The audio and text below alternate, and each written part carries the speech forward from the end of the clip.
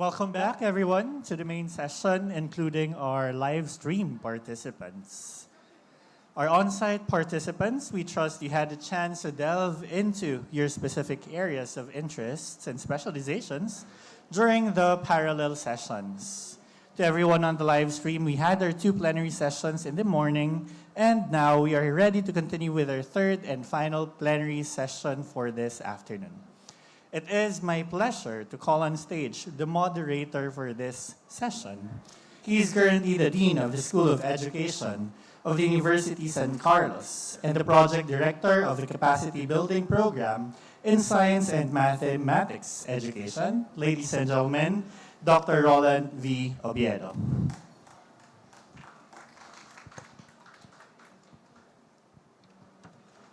Good afternoon, everyone. My name is Roland B. Oviedo. I'm the Dean of the School of Education in the University of San Carlos. And it is my distinct honor to introduce the 3rd plenary speaker of this afternoon. He is academician and Professor Emeritus, Dr. Fabian M. Dairit. Dr. Dairit is a leading educator and scientist in the Philippines.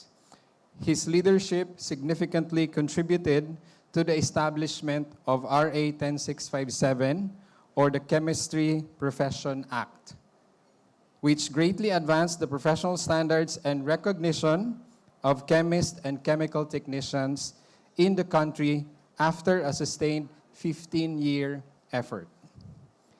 His dedication to empowering chemistry professionals uniquely exemplifies the impact of science policy education on education and practice. With his extensive work in chemistry education, policy, and capacity development, Dr. Dairit will share through this talk his perspectives on current issues and developments in education and policy and its effect on science and mathematics teaching in the country. Everyone, help me welcome Dr. Fabian M. Dairit. A round of applause, please.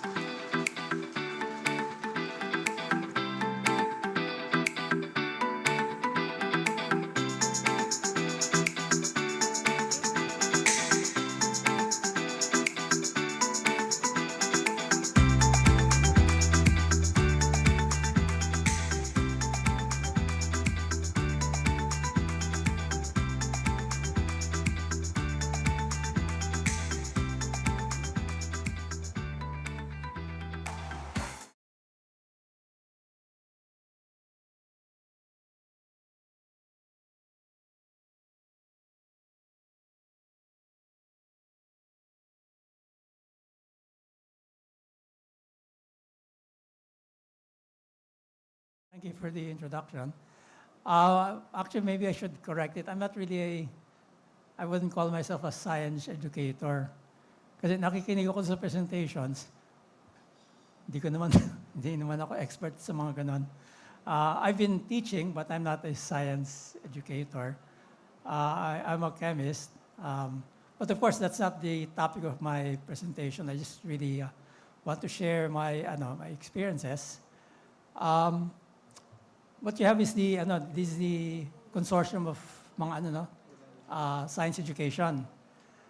Well, I'll refer to it later, but maybe in a way,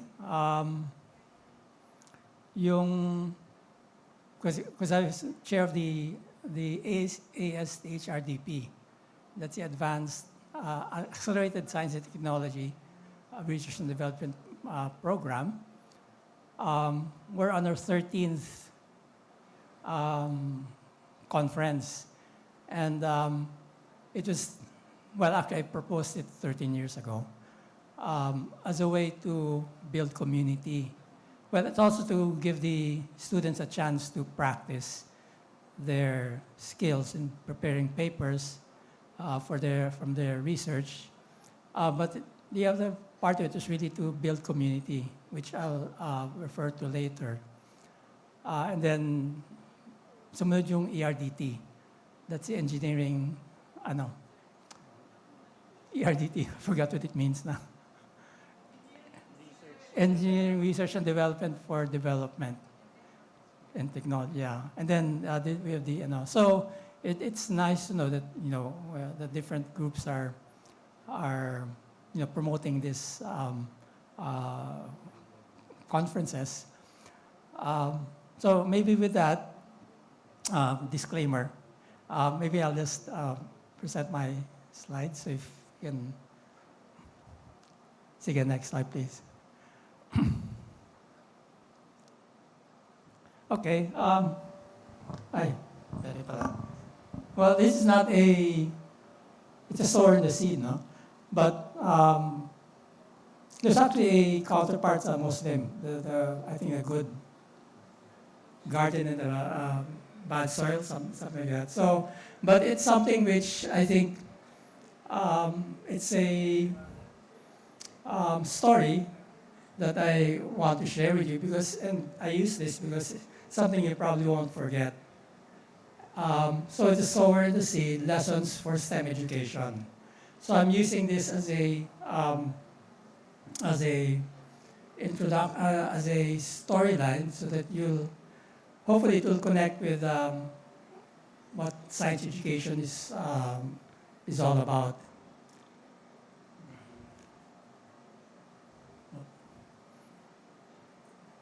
Yeah, so it's in 3 parts. So this is the picture. So first part of my talk is we have to plant good seeds. And the second one is we have to nurture, can you back up again? Yeah, nurture and grow talent, which is the objective of this Science Education Consortium, and then keep a fertile soil. So I'll go through each one. So plant good seeds. And here, I'd like to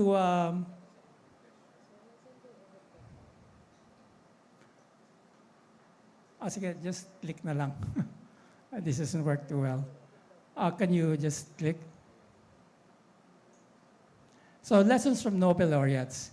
Now well, this was announced like last week. And the reason why this is particularly important for me is last month, we invited Professor Susumu Kitagawa to give a talk at the international conference for chemistry that we're organizing next year. That's in June 10 to 12, 2026 at SMX. So we invited him last month. And we invited him for his work on metal organic frameworks. It's an area of chemistry. And so we were so happy and surprised. Well, not surprised. We were happy that, of course, we were surprised that he was given the Nobel laureate. And if you just click on the next slide.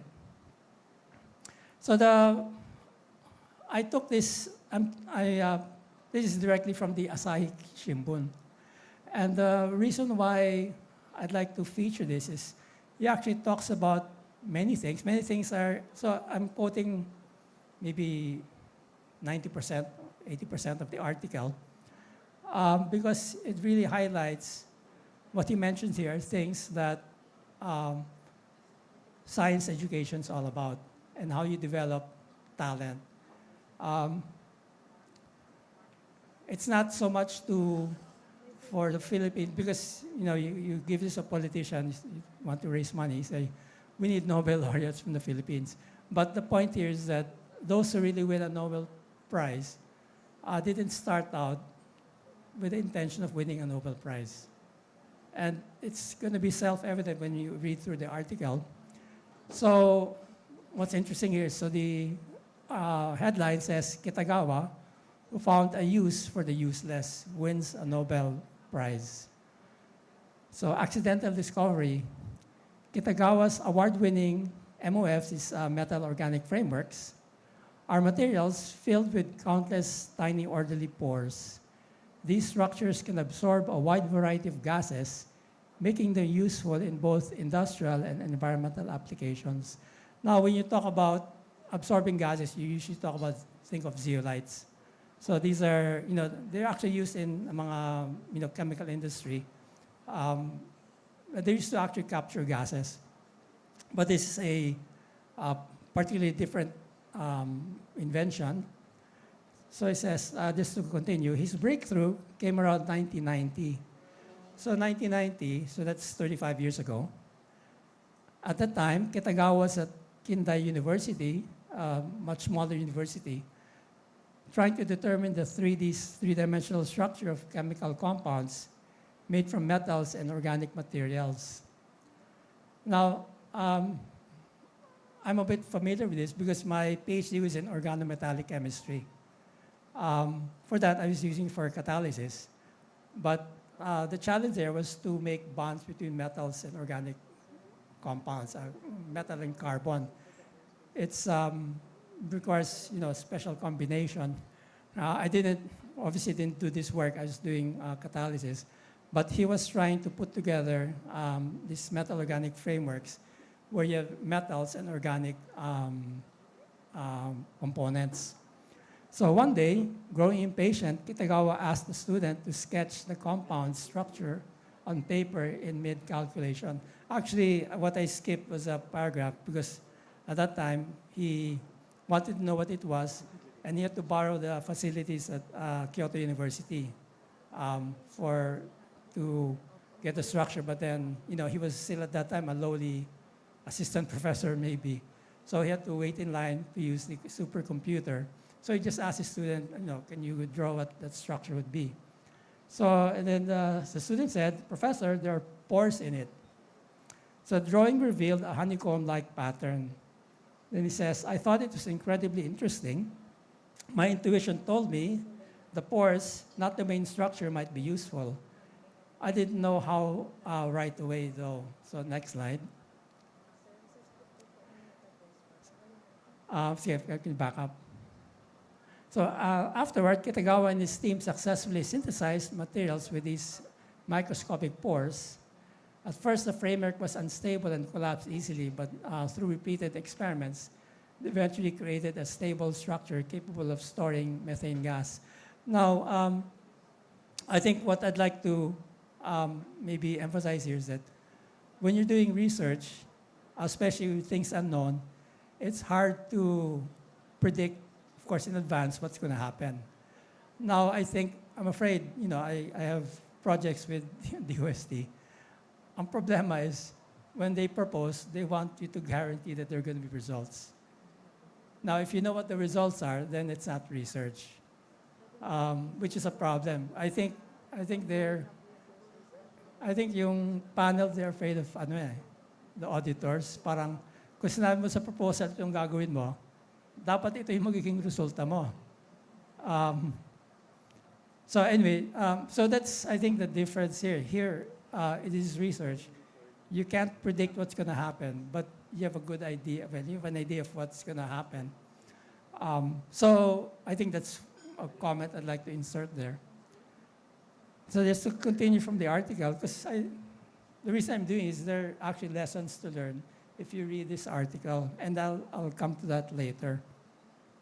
So from rejection to revolution, the discovery was so revolutionary that it overturned the conventional wisdom of the scientific world at the time. As a result, it was not readily accepted.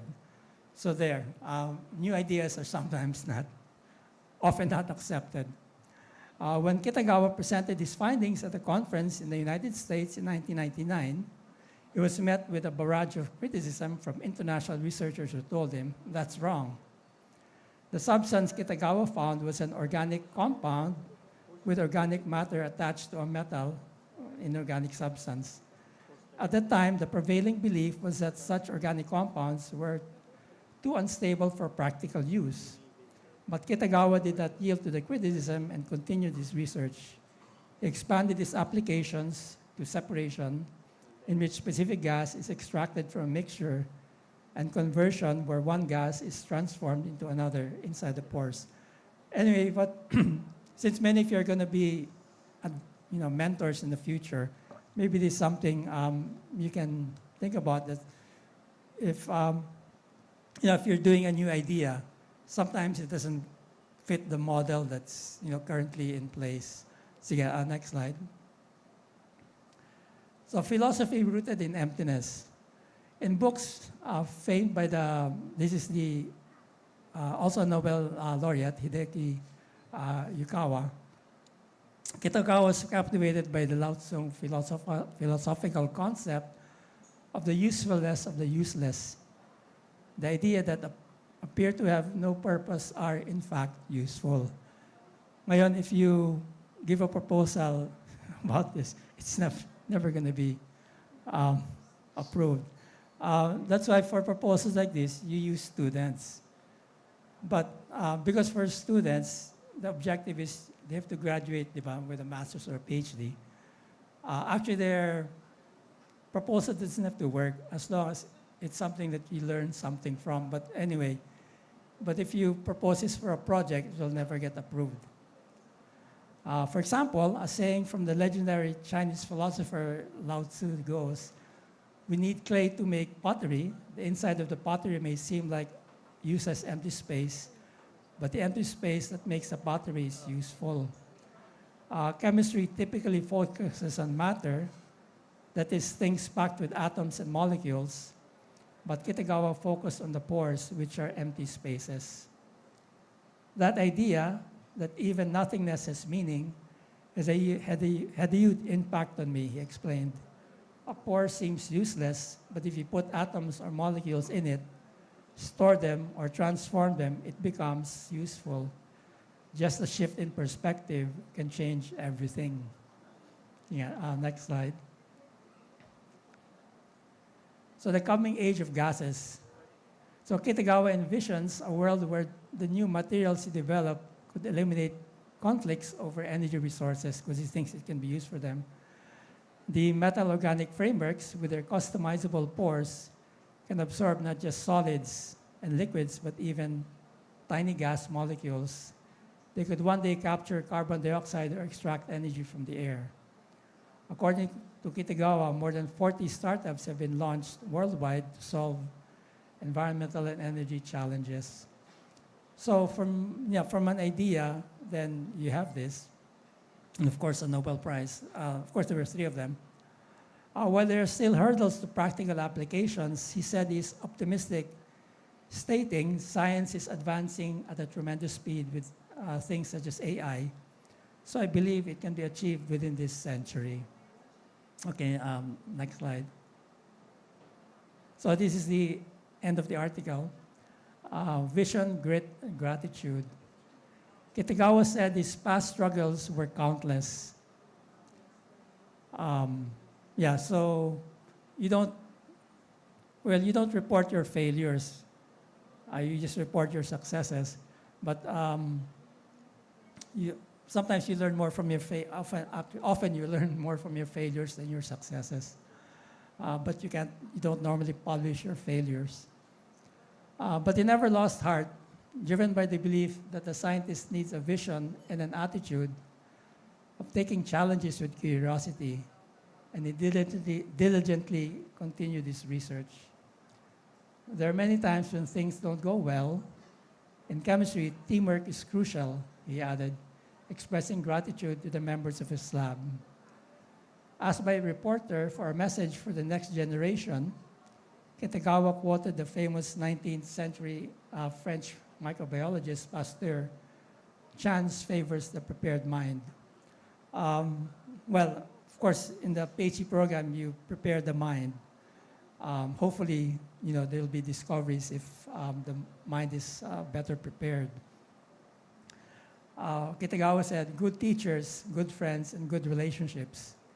These things don't just suddenly happen to you one day. They blossom when you cherish all your experiences." So in this short article, he really captivates what mentoring is all about, what persistence is, and what good science is. So from a Nobel laureate, let's go to the next person I'd like to highlight is Jane Goodall. So she just passed away, last week or so. But what's important about her, and maybe this is a contrast to Kitagawa, she didn't win a Nobel Prize, but she is said to be one of the most influential scientists of our time.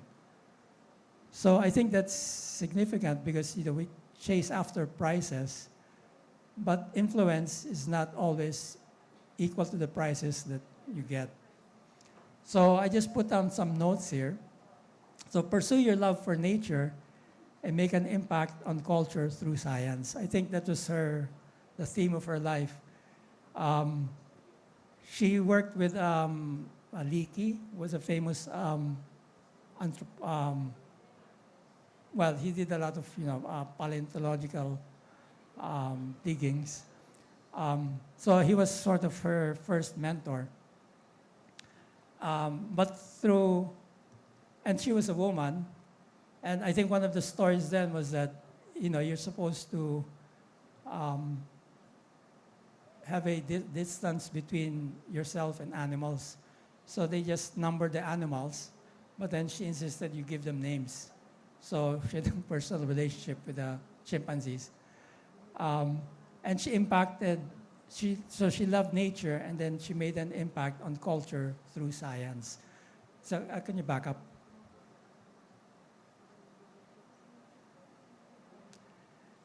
So I think these are the things I'd like to emphasize with Jane Goodall.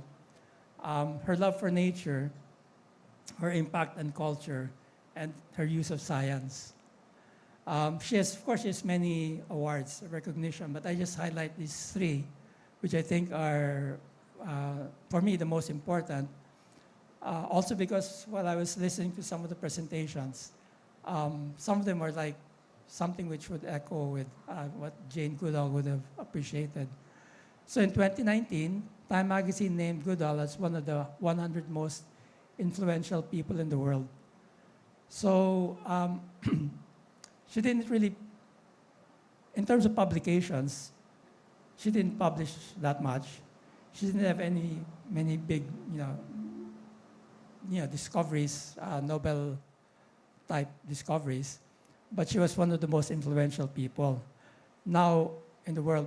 So although you admire Kitagawa, I don't think Kitagawa would become one of the 100 most influential people in the world. So that's just one thought that comes to my mind. And then in October 2024, Goodall gave a speech for history at UNESCO. So, of course, UNESCO is the education and science of the UN. That's just quite an important honor. And then this one I think is the most important for me.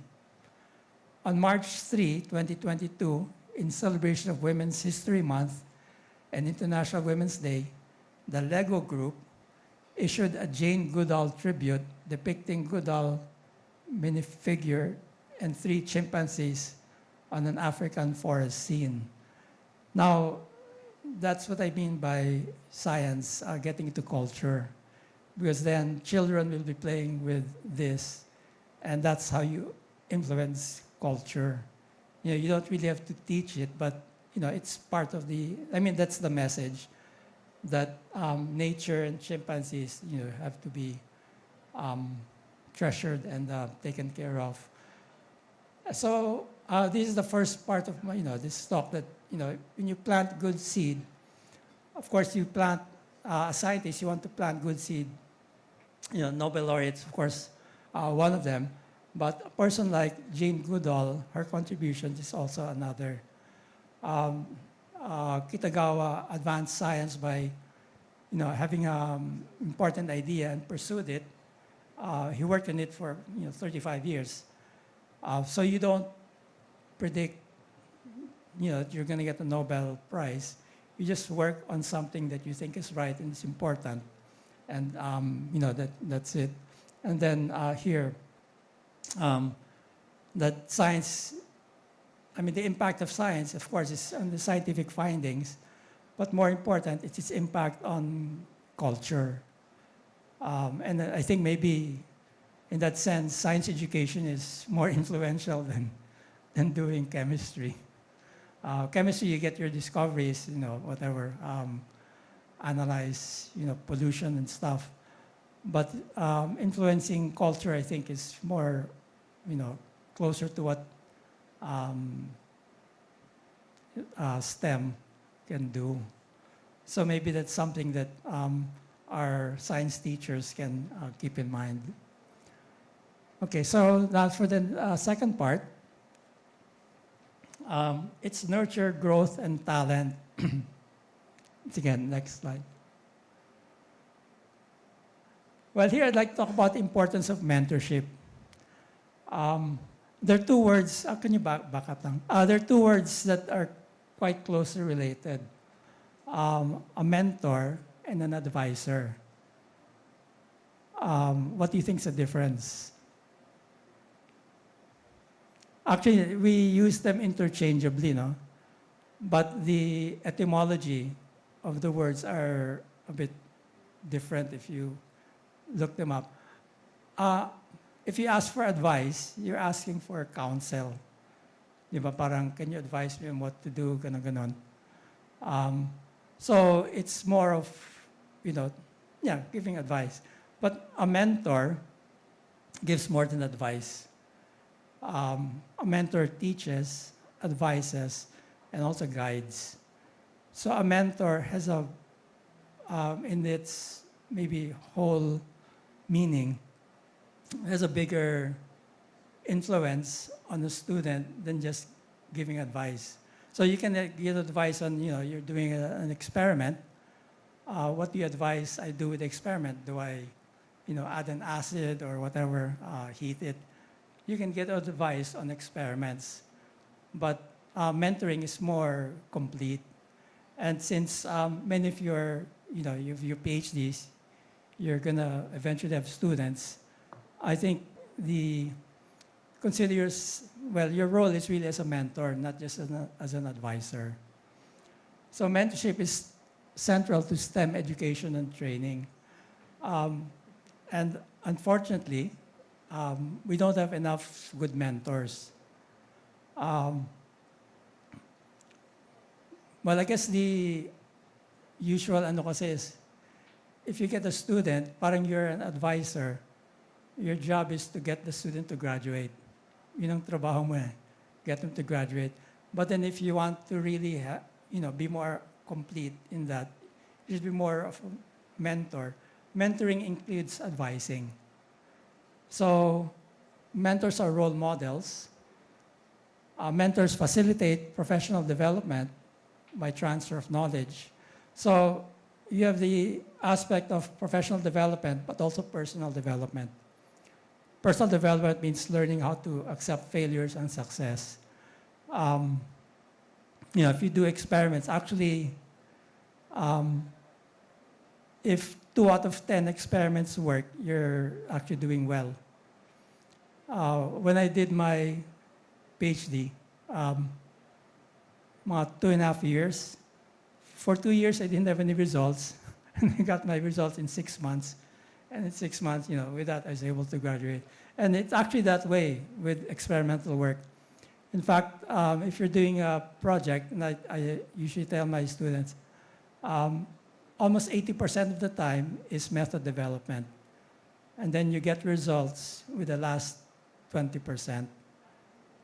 So, if you're mentoring students, it's important that you guide them through experiments that don't work, through failures, because you do learn more from failures than successes. And then mentoring facilitates networking. When a student graduates, it's useful that they are able to network with their peers. And then, of course, mentoring builds tomorrow's generation of scientists. If you don't mentor your students, then parang you're not able to continue things into for the next generation. So that's the importance of mentorship. Okay, next.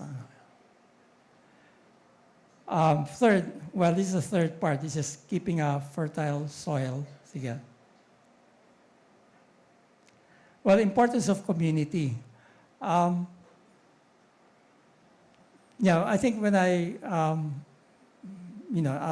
talked about the science consortium, it's really about building community. Maybe I'll share, because the first time I got involved with consortium was in 1987. So at that time, it was the UP Ateneo LaSalle Consortium.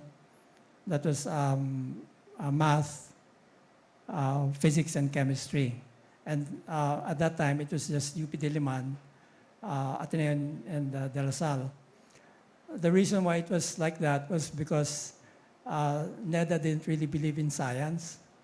So in fact, the key figure here is the group of Sina Father Ben, Nebres, Esther Garcia. So they were the stalwarts. Anyway, they started with math because math was the least expensive. They got funding from NEDA in 1977. And then later on, they were able to get funds from DOST in around 1982. And they started with, they call them the breeder sciences. So the concept there was that, if you can develop physics and chemistry, then you can move on towards the others.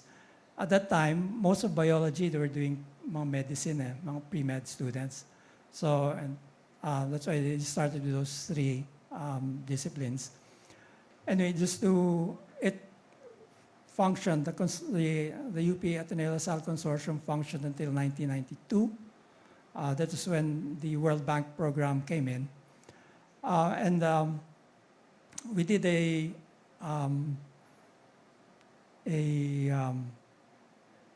we went through the list of the graduates of the consortium.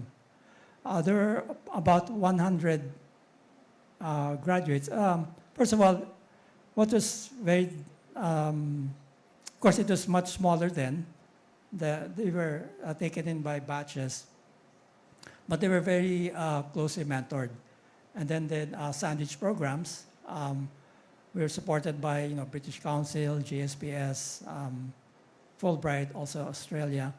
But what was very important there was the very close mentorship.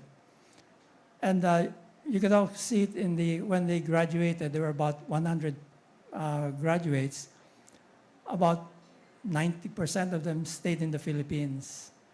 Right now, we have a brain drain. Everyone goes abroad. It's very difficult, to keep many of our talented scientists. But what's important there is that most of them stayed here, and many of them became the key leaders in many of the universities after that. So that was actually a big impact. Maybe one of the strongest schools now doing science is actually MSU IIT. Alam niyo ito ng SEI. Marami silang scholars. But the core of the MSU IIT faculty came from the consortium. So anyway, so that's what we mean by building community. So now we have 3 consortia, one in science and math, and then engineering, and then we have STEM. So I think building community, we have to do it deliberately. Because if there's no community, people just, move out, they wouldn't stay as much because there's no community. So we need to build and maintain a science community. And then, so I just talked about the experience of the scholarship programs in the Science Consortium. And then we have the challenge of our science brain drain. So if we want to avoid, a brain drain, then we really have to nurture a community. And then the last point here. Importance of love of country. Scientific challenges are plentiful and satisfying here. So actually, when I was listening to some of the talks, a lot of them were really applied to, things which are of interest here. Yung masarap naman talagang pagkain sa Iloilo. And, about, using math for indigenous knowledge.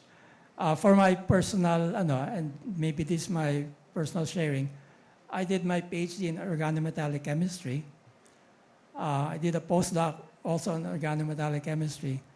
But then I read about medicinal plants. And so I thought, well, because at that time you knew that, if you publish, especially at that time, after 3, 4, 5 years, whatever you published, someone else will do something better.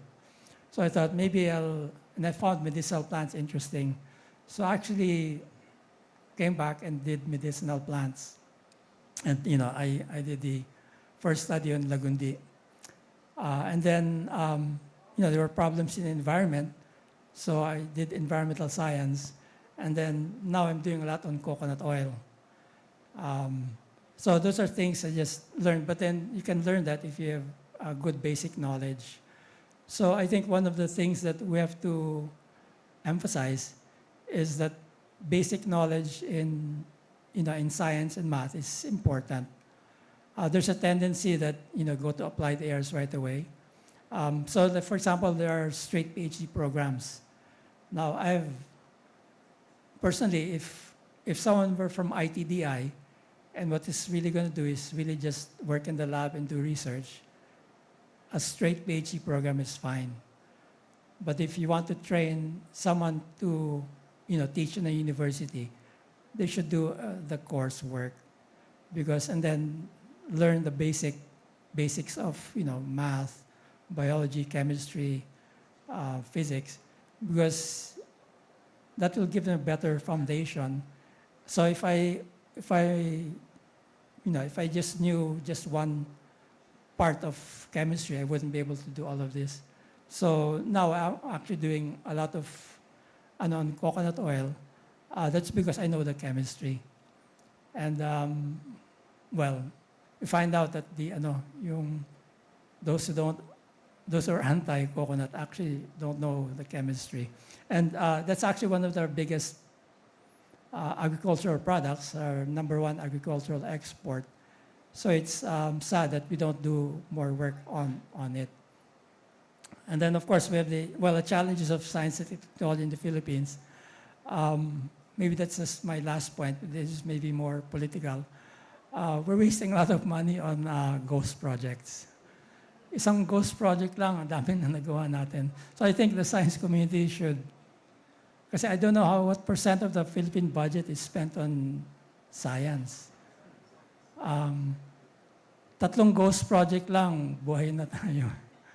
So I think the science community should really, because we're not political enough, that, we really need money, more investment in science. You're not really just investing in science, you're investing in people. So that's, I think, much more important. So I think that's my last point. So just, to summarize, so I, 3 points. You plant good seeds, nurture and grow talent through mentorship, and then, keep a fertile soil and grow our community. So with that, thank you for your attention. Thank you so much, Dr. Dairit, for that engaging plenary talk. May we ask you to remain on stage because we're opening the floor for questions from the audience. For our viewers online, in the live stream, feel free to type your questions in the chat box. And to our on-site participants, you may use the microphones if you have questions. Please introduce yourselves and your institutions. And if you want to remain anonymous, you can write your questions in a piece of paper, and it can be handed over to me for reading.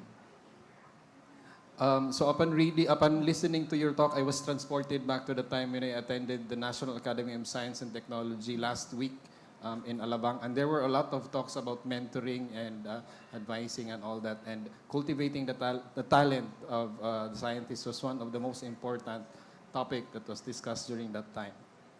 So thank you so much for that inspiring talk, Dr. Derit. Any questions from the audience?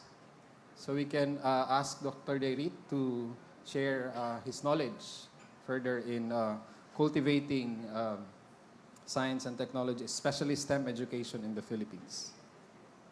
Anyone from our online participants? Do we have questions? Yes, Doc Cha, please. Thank you. Magandang hapon po, Prof. Toby. You mentioned that science education is not what you do. Coming from the same field who shifted to chemistry education, you are doing science education, I believe, because the practice and the experience has actually enriched the area, both the profession and the practice of chemistry.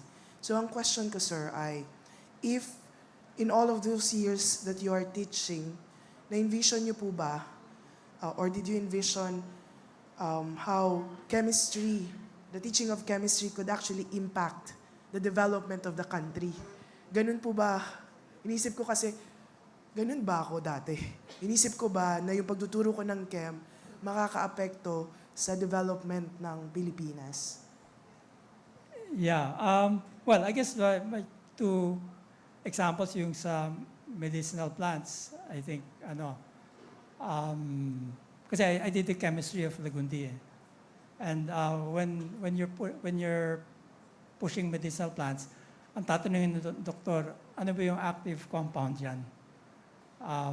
Actually, that and then the other one is standardization. Those are the natural challenges of medicinal plants. So you need chemistry for that.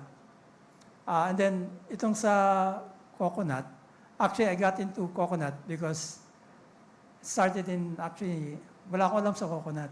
1998, my father actually was the one pushing coconut. He was a cardiologist, also a pharmacologist.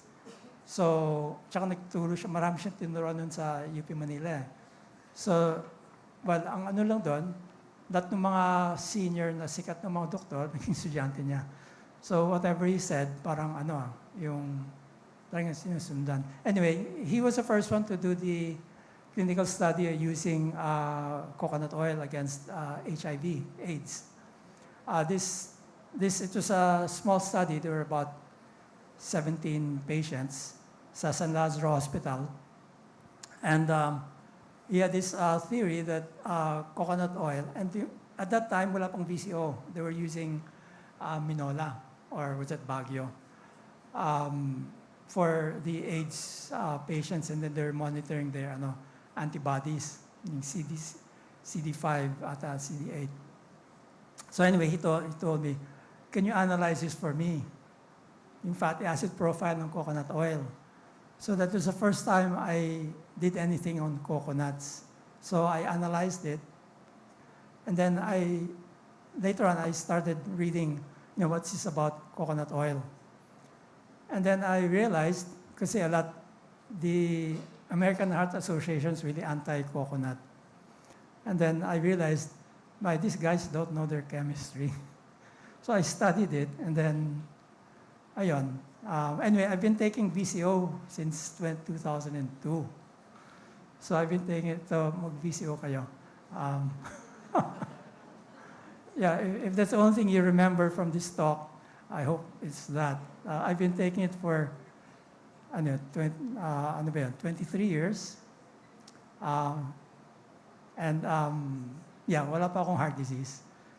So, yeah, anyway, so you realize you can actually, through chemistry, you can understand the biochemistry, you can understand metabolism, you can understand how to make good VCO. Kasi I also worked on the Philippine National Standard for Virgin Coconut Oil. So that's all chemistry. And so you have to have good basic science, which you can learn in school. That's why I think doing coursework is still important. Do the basic coursework. And then you can apply that for research. Thank you so much, Dr. Dairit. We'll entertain one more question. Yes, ma'am. Please approach the microphone. After na lang kay Dr. Bio. Sorry. Sir, the Philippines is very rich in biodiversity, especially plants. What do you think is my future natural products and drug development in the Philippines? Yeah, definitely. Actually, we're presidente din ako ng National Product Society of the Philippines. And in fact, one of the problems is iba-iba yung roadmap. I mean, PCHRD is its own roadmap. PICARD has its own roadmap sa planting. BOI has its own roadmap. And then FDA, has its own policies. We have to have a common roadmap for medicinal plants. Kahit na yung 10 halamang gamot, di ba? Yung 10 halamang gamot, kay Flavier pa yon. And when did he announce that? That was 1990 pa ata, o 1992. Meron ng 10 halamang gamot. Ngayon siguro 20 na. But how many are approved by FDA? 2 lang ata o 3. Because we're not doing enough research on it. I think we should be more open. Because I also work with herbal industries. I also know their problems. First of all, it's difficult to standardize medicinal plants because you do the extract. If it's grown here in certain part, grown somewhere else, they can't be identical. It's not like, kasi our standards for pharmaceuticals are single drug standards. Parang bibili ka ng aspirin, talagang aspirin lang ang nandun. But then you do medicinal plant, it has 100 components. It's much more difficult to standardize. But yung efficacy niya is still there. So there's research that needs to be done in that aspect. So, but we have a lot of potential benefits, and they're high-value products. But we have to know how to grow them, plant them, and prepare them properly. Thank you, sir. Thank you so much. One more question? Kaya nga pala, I told you I take VCO. I also take Lagundi. So, my claim to fame is that lahat ng pinag-aralan ko, aking ginagamit. So, since 1993, Lagundi lang iniinom ko. Hindi na ako bumibili ng ng mga, for colds and cough or flu. So, that's my other recommendation. Yung madali patubuhin ng Lagundi, ikulo lang nyo.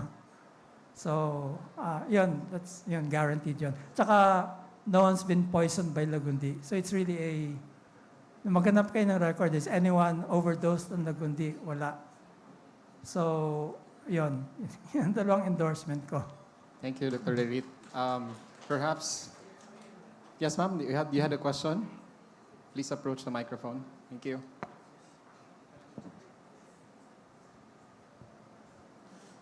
Good afternoon, Doc. I am Dr. Jeremy B. Ibabaw, a delegate from West Visayas State University, but I am affiliated to Northeastern Mindanao State University, Bislig City, Surigao del Sur, Caraga region. My question is, coming from, because a while ago, Doc, you talk about mentorship and love for country. So here is my, coming from a field that is often perceived as focusing only on social sciences, how can we as educators and researchers maximize our talents and contributions in areas traditionally dominated by technical disciplines, such as engineering, agriculture, and technology? At times, there seems to be a subtle form of discrimination as if education scholars are not equally capable of engaging in these fields. How can we break this perception and strengthen interdisciplinary respect and collaboration? Thanks for the question. Actually, there was a talk on citizen science, and because citizen science actually brings yung cultural aspect to science. But in truth, most scientists can't talk to people. So if you really want to bring science to communities, I think teachers, teachers and STEM teachers would be better at that. I think citizen science is a very good way of doing that. Maybe one thing, well, there's actually a project that we're developing. There's a lot of science, but there's also a lot of inputs which people can do who have cell phones. Kasi, well, the model is, ngayon maraming bagyo. And in fact, if you take a picture of rain, you can actually measure the amount of rain just from the photograph. And if you can, kung may darating na, and in fact, we have already data on that kasi bumaha sa Quezon City last month. And this is actually something that's very important for, you know, you can apply for airports. Kasi sa airport, maybe 30 minutes malinaw. And then all of a sudden, bumabagyo. So it is actually very important. And what you do is you just train people to take a picture of the weather and then send it. So that's really citizen science, and then they can share the data. Because they're difficult to track ang pag-asa kasi there's no, kumbaga, it's not a typhoon, but it's very heavy rain and it causes floods. And I don't think we have the models to predict it. But that's where the public can help with study the weather. Anyway, that's just an example. But I mean, going back to your question, maybe it's not so much. Well, I think the communication is something which is a skill, which is underrated. It's underdeveloped. But ngayon, especially with social media and most scientists don't have the time to read social media. But in fact, there are many things you can pick up if you can study social media scientifically. And I think there were papers on because they can study behavior responses. For example, so many of the challenges that we have are social problems, but you can, if you want to implement a certain program, you can get the pulse of the people if you know how to communicate and learn from social media. And I think that's where a lot of social scientists are doing their work now. I think there were paper on that also. Okay. So, I know. Well, kasi the scientists think math is what separates the good from the bad. But I think that's, maybe hopefully that's not, I don't think that's true. Okay. Thank you so much, Dr. Darit, and thank you also for the audience for the questions. We would like to thank Dr. Darit for that exceptional plenary talk. You have provided us with many insights on the advancements of STEM developments through education and policy. We would like to present to you the Certificate of Appreciation for the invaluable insights you shared with us. May we call on Dr. 𝐍𝐚𝐿 Cornelio, Director of the UST Science Education Institute, and Dr. 𝐶haristy Reyes, Dean of the Faculty of Education of the UP Open University, to award the certificate. And allow me to read the citations in the certificate. This Certificate of Appreciation is presented to Dr. Fabian M. Darit for delivering a plenary talk entitled Advancing STEM Developments Through Education and Policy at the 11th National Research Conference in Science and Mathematics Education 2025 with the theme Community Engagement and Partnership in STEM Education, Strengthening Impact and Relevance, held on 16th to 17th of October 2025 at Los Baños, Laguna, Philippines. Signed by the 11th NRC SME Conference Chair, Dr. 𝐶haristy Reyes, and Director of DOST-SEI, Dr. 𝐍𝐚𝐿 Cornelio. A round of applause, please.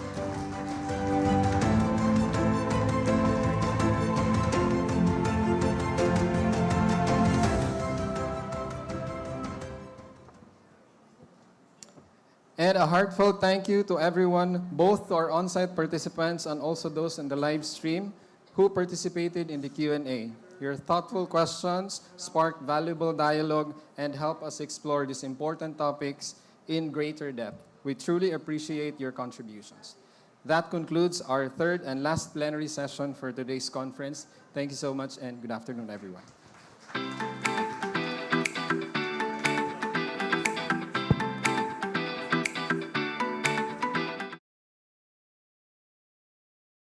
Ends all of the plenary sessions of day 1 of the 11th NRC SME.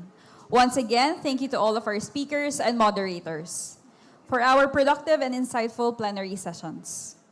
We also thank all of you, our participants, for your active engagement in each session. Together, we have learned so much about how each of us, as educators, can meaningfully contribute to strengthening the impact and relevance of community engagement and partnerships in STEM education for the betterment of our current and future generations.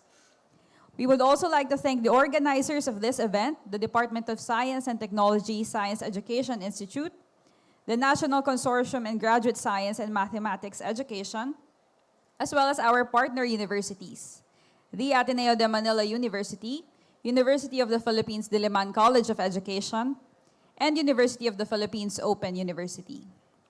We would also like to thank our generous partners in making this conference possible: the International Rice Research Institute, Philippine Science High School Office of the Executive Director, Philippine Science High School Calabarzon Region Campus, Philippine Science High School Central Luzon Campus, and the Southeast Asian Regional Center for Graduate Study and Research in Agriculture.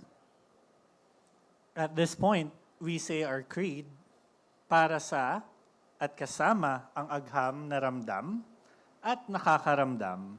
We purposefully build communities of inquirers and of scholars. And at this point, we are excited to announce that we are launching the Metaverse exhibit. To access this, kindly scan the QR code shown on the screen. In the Metaverse exhibit, you will be able to explore different places virtually. From the comfort of the Splash Mountain Resort and Hotel, you'll be transported to the other places, such as the University of the Philippines Open University. Also, you're invited to visit the third floor of this venue to witness the different topics in STEM education. Before we let everyone go today, we wish to leave you with a little parting gift of the day's captured moments in the hopes that you will recall this day of the 11th NRC SME as a reminder that we can all work collectively towards upliftment of STEM education in our country.